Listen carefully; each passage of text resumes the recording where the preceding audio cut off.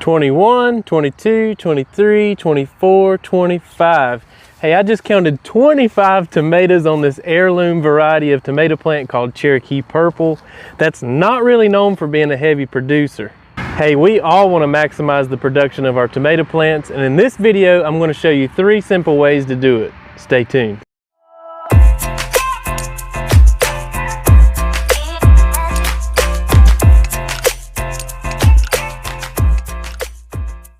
So the first way in which you're going to get stronger yields from your tomato plants is by hand pollinating the flowers.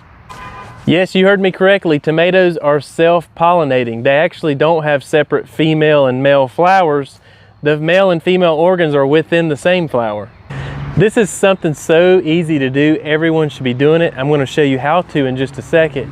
But I have to note that Mother Nature doesn't always get the job done on this, and this is something that you definitely want to practice doing.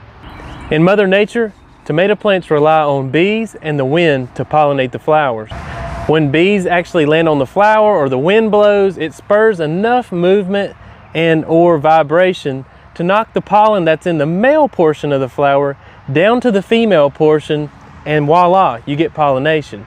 The problem is that you can't really control the wind, and the flowers that are on tomato plants are not that attractive, so bees don't really prefer to go to those first. In fact, some studies suggest that hand pollinating your tomatoes can lead to a 75% more increase in tomato production. Don't believe me? Just go out to your garden and view your tomato plants and look how many flowers have fallen off and never produced a tomato. Trust me, they're there. Alright guys, so if you want to pollinate your tomato plants by hand, simply find a flower or cluster of flowers and just give it a tap for about 4 or 5 seconds. And that's pretty much all you have to do. You should be good to go. If you don't want to do it that way, I've seen some farmers just grab the tomato stake itself and give the tomato plant a good shake. And that should be all you need to spur pollination.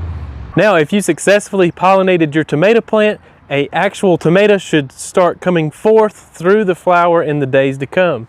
Method number 2 for getting your tomatoes to produce more is pruning. And as you can see, I'm definitely not shy about that. Now, real quick before we get into pruning tomatoes, you need to know that there are 2 types of tomatoes. There's determinate and there's indeterminate. Determinate type tomatoes only grow to about 3 or 4 feet tall, and they produce almost all at once or almost all at once, and there's really no real reason to be pruning those. Indeterminate type tomatoes are like the ones you see growing here. They'll actually just keep growing and producing until they're killed by frost. In fact, if you allowed an indeterminate type tomato to grow how it wanted to in Mother Nature, it would basically turn into like a humongous vine that would become like 10 feet wide and probably 2 or 3 times as long.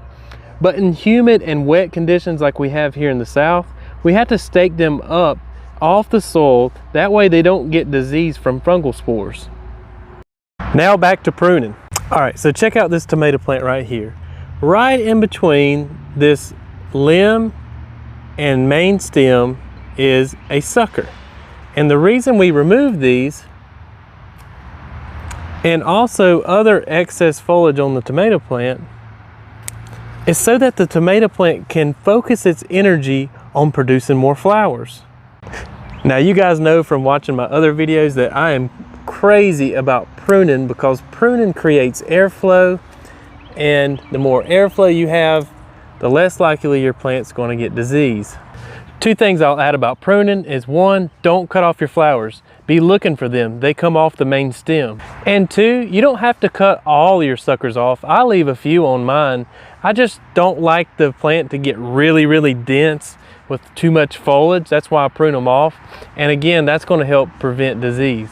And my final method for producing more tomatoes is make sure your tomato plants are getting off to a good start by planting them in rich, fertile soil that is high in organic matter.